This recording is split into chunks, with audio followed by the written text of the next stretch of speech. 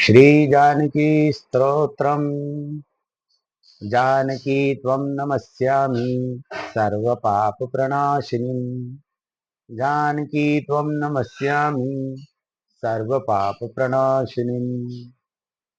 दारिद्र्यहरणसहन्त्री भक्तानाम् अभीष्टदायिनी विदेहराजतनयां राघवनन्दकारिणीं भूमेन्दुहितरं विद्यां नमामि प्रकृति शिवाम्।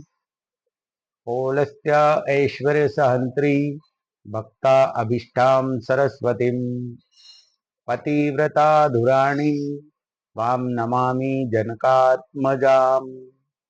अनुग्रह परामबुद्धिं मनगां हरिवल्लभाम् आत्मविद्यां त्रिरूपां मुमारूपां नमस्यामहम्।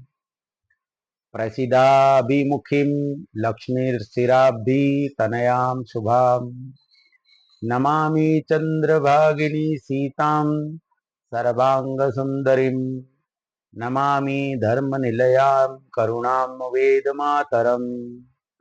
पद्मालया पद्महस्तां विष्णुवक्षस्थलयां नमामि चन्द्रनिलयां सीताचन्द्रनिभाननायाम्।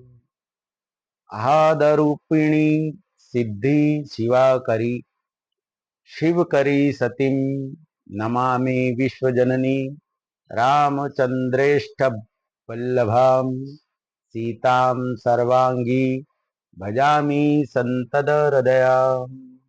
इति श्री जानकी स्तोत्रम संपूर्णम्।